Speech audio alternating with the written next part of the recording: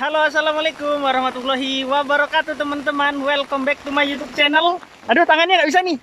Zakaria Sidik. Ya teman-teman, berhubung karena banyak pertanyaan ya mengenai soal magang di pertanian Jepang, soal tentang libur untuk yang magang di pertanian Jepang itu bagaimana? Kebetulan itu banyak banget ya pertanyaan soal libur magang pertanian Jepang ya di kolom komen maupun di DM ya, di DM Instagram saya. Nah, untuk libur sendiri, kalau misalnya kita magang di pertanian Jepang itu ya teman-teman, nggak menentu teman-teman. Misalnya kayak sekarang ya teman-teman, ini kalau teman-teman lihat hujan ya, hujan deras banget ini teman-teman, tengok tuh. Ini hujan deras banget, tapi kita alhamdulillah ya, alhamdulillah sekali lagi alhamdulillahirabbil alamin, kita masih kerja. Walaupun hujan kita tetap kerja ya, namanya juga kita di kebun ya, di pertanian ya. Kalau misalnya udah waktunya panen, walaupun hujan kayak gini, dan kita pun karena kita dikerjanya ini di Jepang, etosnya yang terkenal dengan ya disiplin kayak gitu ya, nggak ada toleransi. Walaupun hujan kayak gini kita tetap panen. Tadi kita panen di sini nih teman-teman. Nah, ini di belakang saya ini selada keriting merah. Ini saya bikin videonya langsung ke kebun itu biar dapat feel-nya teman-teman, feel-nya biar dapat. Jadi teman-teman yang masih di Indonesia barangkali mau berangkat magang ke pertanian Jepang, biar tahu juga bahwa kalau misalnya kita di pertanian Jepang itu kalau misalnya hujan, waktunya kerja ya kerja, kalau misalnya ada kegiatan yang nggak bisa ditolerin. Nah, ini masih segar banget ya. Nah, jadi kayak gitu teman-teman. Ada beberapa saya menyampaikan di video saya itu kalau misalnya magang di pertanian Jepang itu liburnya pada saat hujan. Ya benar sih, pada saat hujan itu kita libur. Tapi kalau misalnya kerjaannya nggak terlalu sibuk gitu. Kalau misalnya kayak pekerjaan panen ini biasanya walaupun hujan tetap berangkat ya teman-teman. Kayak kayak ini tadi ya, panen selada keriting merah. Tadi hujannya nggak terlalu deras ya. Karena sekarang udah deras banget. Jadi kita kerjanya hanya beberapa jam, habis itu pulang. Nih saya masih pakai baju kerja, masih pakai penutup kepala, masih pakai jaket. Terus nekat banget gitu, niat banget berangkat ke kebun untuk cerita ke teman-teman soal liburnya gitu. Bawa payung, bawa sepedanya di sana. Jadi kayak gini. Ini karena musim dingin ya teman-teman, jadinya sayurnya ditutupin pakai kayak gitu biar hangat, biar tetap besar. Nah, kalau misalnya teman-teman kalau misalnya teman-teman di Indonesia mau berangkat magang ke pertanian Jepang, kalian siap nggak siap, mau nggak mau, suatu saat misalnya ada kegiatan-kegiatan pekerjaan yang menuntut untuk tetap berangkat kerja walaupun keadaan cuacanya jelek kayak gini, ataupun masih malam gitu ya, kita berangkat subuh, ya mau nggak mau kita harus tetap berangkat teman-teman. Tapi alhamdulillahnya di Jepang itu adil kok teman-teman, masuknya adil tuh gini. Di sini itu kan kerjanya dibayarnya kan per jam ya. Jadi seberapa banyak kita kerja, seberapa banyak kita ngumpulin jam kerja, itu tetap dibayar teman-teman. Karena kita di sini kan kerjanya bukan bulanan ya hitungannya ya. Kerjanya dihitung per jam.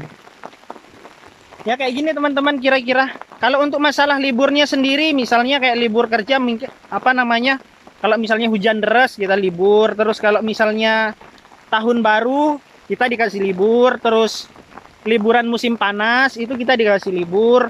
Nah, kalau untuk libur hari raya sendiri, Idul Fitri, itu lebih seringnya kita minta teman-teman, kita minta izin untuk libur kayak gitu. Kita bilang, kita sampaikan bahwa hari raya Idul Fitri misalnya bertepatan dengan tanggal berapa gitu ya di Indonesia hari rayanya. Nah, kita minta izin sehari kayak gitu untuk misalnya kita mau sholat id kayak gitu ya. Kalau misalnya untuk Idul Adha sendiri biasanya kita los, jadi kita nggak minta libur kayak gitu teman-teman. Nah, kalau misalnya yang Natal bisa minta juga ya. Tapi biasanya itu mepet banget dengan tahun baru ya. Mungkin biasanya itu tuh langsung jadikan satu. Ya kayak ginilah kondisinya teman-teman. Kalau misalnya kita magang di pertanian Jepang walaupun hujan, kalau misalnya kita disuruh kerja ya tetap kerja. Kelihatan banget ya feel-nya ya. Kerasa ya. Jadi jangan dilihat enaknya aja. Mungkin kalau teman-teman searching di YouTube atau di mana gitu, yang ada misalnya bikin kontennya tentang bongkar gaji magang di Jepang, gajinya puluhan juta. Padahal realitanya kayak gini teman-teman kalau kerja di kebun nih. Hujan tetap kerja. Nah ini ada kontena, ada benrika. Itu benrika itu untuk nyusun kotak ya. Jadi misalnya kardusnya yang udah diisi, udah disusun apa namanya selada-seladanya, kita bawa pakai benrika itu ke mobil. Kayak gitu teman-teman. Dingin banget teman-teman. Nasib kalau misalnya kita jadi apa namanya pekerja di kebun ya kayak gini teman-teman. Terkecuali misalnya teman-teman kerjanya di pabrik ya, misalnya di pabrik apa gitu kan, makanan atau konstruksi yang di pabrik gitu, liburnya tentu ada rutin ya. Kecuali pertanian itu memang ada pengecualian karena kita di sini kan bergelutnya dengan apa namanya tanaman, makhluk hidup.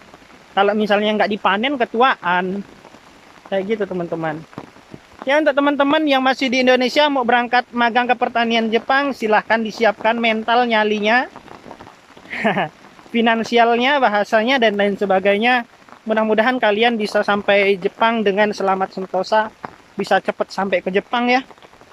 Alhamdulillah. Ini kebun bos saya, ini ladang bos saya luas banget. Yang di sini aja entah berapa hektar, belum sampai ke sana-sana lagi. Nah itu kebun bos saya semuanya.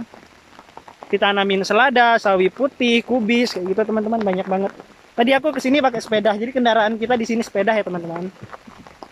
Oke gitu ya teman-teman, kalau misalnya ada yang mau nanya lagi soal libur, coret-coret aja di kolom komen ya. Atau misalnya mau nge-DM juga bisa ke Instagram kita @zakaria.sidik.25 ya. Gitu. Jepang keras guys. Ini tadi kesini memang niat banget ya biar kelihatan feel-nya dapat banget kita ceritanya. Kalau misalnya kita hanya sekedar cerita di rumah kan nggak dapat gitu feel-nya. Feel kebunnya nggak dapat. Kalau kayak gini kan dapat nih feel-nya nih. Hujan juga kan, kedinginan, masih pakai pakaian kerja gitu. Oke deh, aku cukupin ya untuk video kali ini, untuk sharing-sharingnya. Semangat ya untuk teman-teman yang mau berangkat magang ke Jepang. Terus berharap mudah-mudahan tetap bisa sampai ke Jepang. Terakhir, assalamualaikum warahmatullahi wabarakatuh.